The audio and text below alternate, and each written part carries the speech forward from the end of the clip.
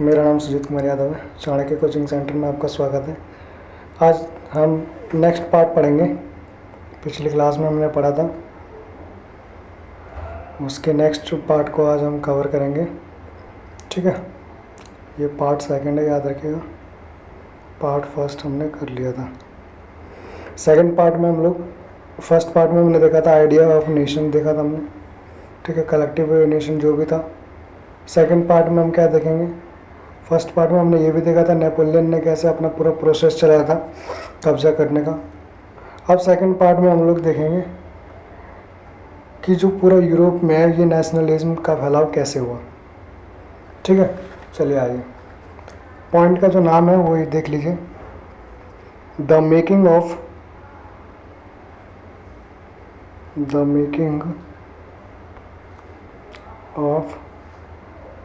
Nationalism in Europe. Nationalism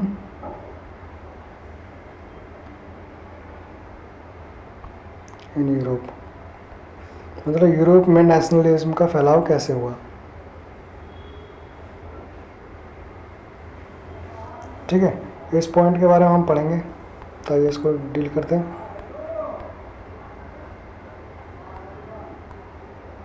wait a second. चलिए, ठीक है, नेशनलिज्म इन यूरोप के बारे में आपको बता दूं। तो इसमें क्या बोला है कि देखिए भैया, जो पूरा यूरोप था ना, आपका ये जो पूरा यूरोप है, इस यूरोप में ना ही कोई कॉमन लैंग्वेज थी, किसी भी प्रकार की कोई कॉमन लैंग्वेज नहीं थी। ठीक है, बात करें लैंग्वेज की तो वहाँ पे अलग अलग जगह पे अलग अलग लैंग्वेज का यूज़ करते थे। ठीक है, जैसे कि मैं आपको बता दूं कि वहाँ पे एक एरिया जैसे हंगरी था, एग्जाम्पल के तौर पे हंगरी के बारे में बताऊं तो हंगरी का 0.5% ऑफ पॉपुलेशन का आधा % जो है वो कौन सी भाषा बोलता था? ठीक है, तो वो बोलता था मागियर। क्या बोलता था? मागियर। नेक्स्ट बात करें, ये हंगरी हो गया। सेकंड हाफ पॉपुलेशन बात करें तो डिफरेंट लैंग्वेज, अलग अलग टाइप के लैंग्वेज का यूज करते थे। और बाकी जो बच्चे की पॉपुलेशन थी, जैसे एक एरिया था गैलिशिया, और ये गैलिशिया जो है ना, इस गैलिशिया में याद रखेगा, यहाँ पे लोग बोलते थे पॉलिश। क्या बोलते थे? पॉलिश। तो इससे आपको क्लियर समझ में आ रहा होगा कि अलग अलग जगहों पे अलग अलग लैंग्वेज का यूज कर रहे हैं। पहला लैंग्वेज भी आप पे भी क्या थे, सारे अलग थे। सेकंड चीज यहाँ बात करें तो कोई कॉमन नेशन नहीं था, इसको भी कॉमन करना था।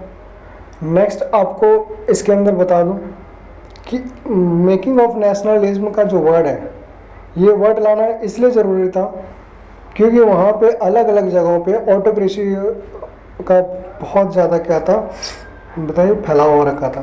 ठीक है, तो नेक्स्ट जो इसी में आपका पॉइंट आता है कि इसको नेशनलिज्म करने के लिए क्या क्या किया गया था, तो ये चीज़ हम आइए आगे कवर करते हैं।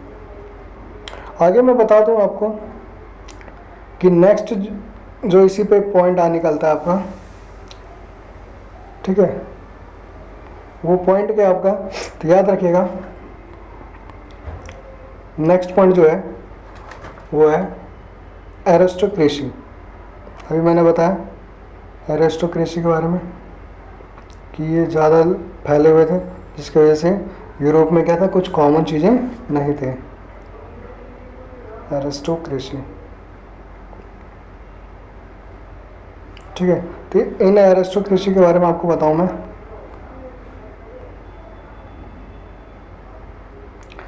एरिस्टोक्रेसी का सिस्टम क्या था? पहले तो इनकी पॉपुलेशन बहुत कम थी। क्या थी? पॉपुलेशन की बात करें तो पॉपुलेशन इनकी उतनी नहीं थी। कहते हैं इनकी संख्या नंबर में भी गिन सकते थे आप, इतनी संख्या थी इनकी। दूसरी चीज़, ये लोग जो थे ये फ्रेंच से कनेक्टेड थे। किससे कनेक्टेड थे? फ्रेंच से। क्यों कनेक्टेड थे? अच्छा, एरिस्टोक्रेसी फ्रेंच के साथ साथ और पूरे यूरोप में था। ये फ्रेंच से कनेक्टेड होने के कारण थे टाइज बिहाफ ऑफ मैरिज। किससे? मैरिज के बिहाफ पे इन्होंने एक दूसरे को क्या कर रखा था, फ्रेंच, जैसे फ्रेंच की लड़की, फ्रेंच का लड़का बाहर के हंगरी पोलैंड से विवाह कर लिया, जिसकी वजह से एक दूसरे कनेक्ट होते थे। तो ये कौन थे? एरिस्टोक्रेसी पीपल थे, जिनकी संख्या भी कम होती थी और फ्रेंच से कनेक्टेड होते थे। सेकंड चीज़ क्या था, इनके पास जो ये लोग जो होते थे, ये क्या होते थे? लैंड ओनिंग होते थे। लैंड ओनिंग मतलब इनकी खुद की ज़मीन होती थी, और ऐसा नहीं कि खुद की ज़मीन, इनके पास अच्छी खासी ज़मीनें होती थी, ठीक है, बहुत ज़्यादा ज़मीनें होती थी, ठीक है, जिसे और एरिस्टोक्रेसी कहा जाता था। एरिस्टोक्रेसी मतलब जो खुद के ज़मीनों और खुद पे आसपास के एरियाओं पे क्या करें? राजपाट करें, ठीक है। तो ये एरिस्टोक्रेसी पहला वर्ड था। इसके ही साथ साथ आपका इसी के साथ साथ आपका एक वर्ड है पीजेंट्री। क्या वर्ड है? पीजेंट्री। पीजेंट्री मतलब किसानी लोग। तो जो किसान लोग थे, ठीक है, इनकी संख्या क्या थी? बहुत ज़्यादा थी, ठीक है, मेजोरिटी इन्हीं की ज़्यादा होती है। आपको पता है हर जगह किसानों की संख्या ज़्यादा होती, मेजोरिटी क्या थी? इनकी ज़्यादा थी। थर्ड वन जो है पॉइंट है आपका, ठीक है, थर्ड पॉइंट जो है आपका वो है मिडिल क्लास। कौन सा? Middle class. मिडिल क्लास की बात करें तो ये नए सोसाइटी में नए नए चेहरे पैदा होते हैं, न्यू सोशल, ठीक है, क्लास था। साथ ही साथ बात करें तो ये क्या है? न्यू टाउन प्लानिंग वाले थे। इसके साथ एजुकेशन पीपल, जो एजुकेटेड पीपल थे, जो ट्रेड करने वाले थे, ठीक है, ये सब वो थे जो मिडिल क्लास में आते थे। मिडिल क्लास के लोगों की ये संख्या है। न्यू टाउन पॉलिसी वाले, एजुकेशन, ट्रेड, मतलब कॉमर्शियल काम करने वाले लोग किस में आते थे? मिडिल क्लास में आते थे, न्यू मिडिल क्लास में आते थे। तो इनकी मांगे क्या थी उसके बारे में सुन लीजिए, ये लोग क्या चाहते थे। इनके साथ साथ जो लिबरल क्लास के लोग थे, वो लोग दोनों के बारे में आपको बताता हूँ, ये लोग चाहते क्या थे, ठीक है।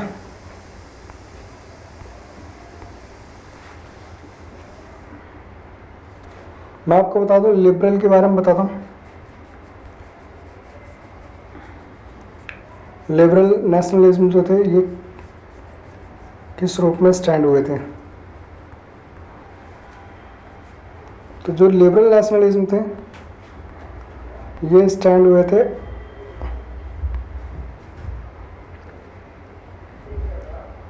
फॉर फ्रीडम,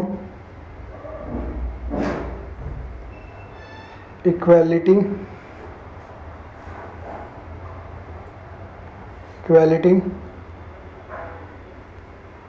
साथ ही साथ आपका था end of autocracy. End of autocracy मतलब ऑटोक्रेसी को ही ख़त्म करना चाहते थे, ठीक है।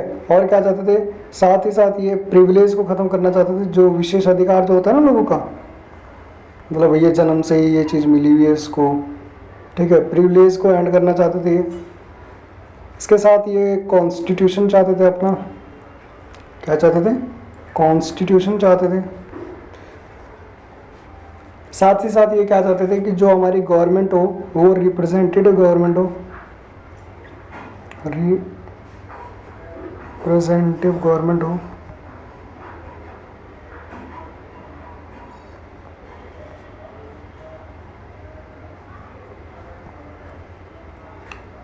जो किससे चले? पार्लियामेंट के थ्रू चले। किससे चले?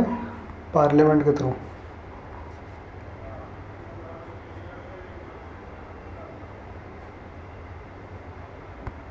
ठीक है, नेक्स्ट क्या चाहते थे?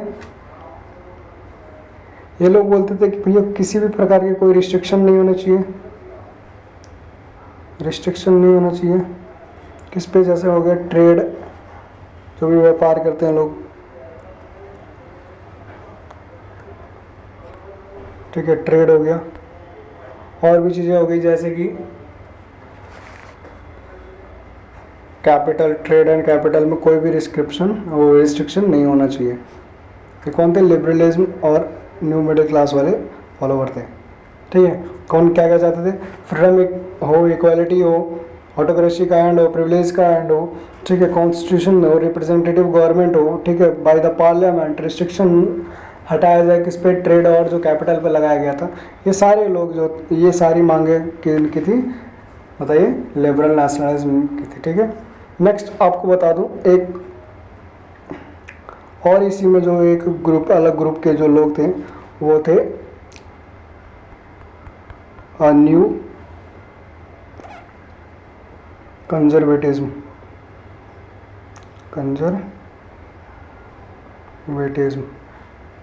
ठीक है, इसके बारे में लिखिए 1815 के आसपास के ये लोग थे।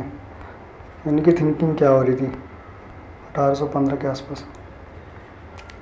ठीक है, तो ये लोग क्या चाहते थे, ये लोग बिलीव करते थे कि हमारा जो स्टेट, जो हमारी जो स्टेट की वो इस्टेब्लिशमेंट हो।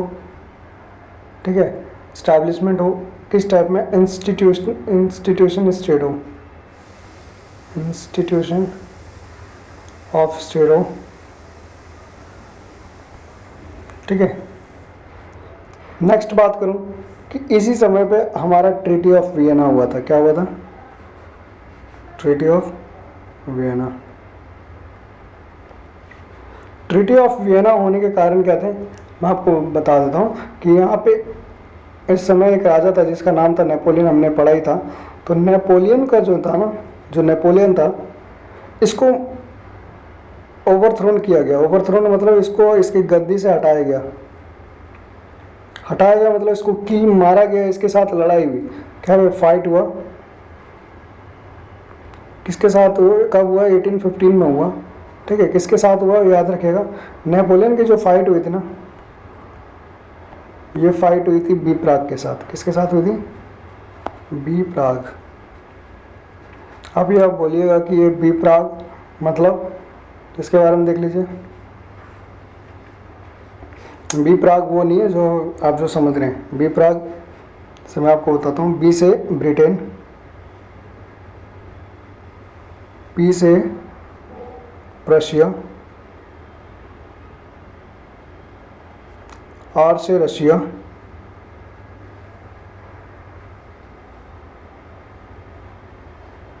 ए से ऑस्ट्रिया। ठीक है, और के से किल्ड। के से क्या, किल्ड। मतलब इस बी प्राग की लड़ाई के बाद नेपोलियन को क्या किया गया था, हराया गया था, ओवरथ्रोन किया गया था। कब, 1815 में। उसके बाद एक ट्रीटी हुई थी जिसे ट्रीटी ऑफ वियना कहते हैं। क्या कहते हैं, ट्रीटी ऑफ वियना। कब हुई थी ये, 1815 में हुई थी। इसी के बाद ट्रीटी ऑफ वियना के बाद याद रखिएगा कि उसको हटा के, ओवरथ्रोन करके, और यहाँ पे दूसरी जो किंग आया था वो आया था बोर्बन डायनेस्टी का। कौन सी डायनेस्टी का आया था, बोर्बन डायनेस्टी।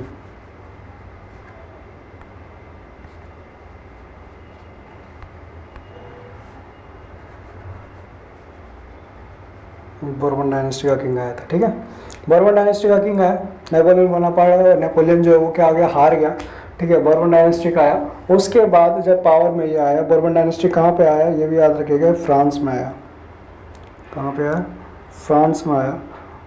ठीक है, और फ्रांस के बारे में मैंने आपको एक चीज़ बताया था कि अगर फ्रांस छींक मारता भी है ना, तो ये पूरे यूरोप को पता चलता था कि भैया फ्रांस ने छींक मारा है। इसका मतलब क्या था, बोर्बन डायनेस्टी अब फ्रांस में आ चुका था। तो फ्रांस में जब बोर्बन डायनेस्टी आ चुका था तो इससे साफ समझ में आता है अब पूरे यूरोप में क्या होने वाला था, कुछ हलचल होने वाला था। ठीक, चलिए आगे मैं इस वीडियो को कल कंटिन्यू करूँगा। ठीक है, आज के लिए मुझे अलविदा दें। आपका बहुत धन्यवाद पूरा टाइम देने के लिए। इस चैनल को सब्सक्राइब करें, पसंद आया हो तो दोस्तों तक शेयर करें। चलिए, जय हिंद।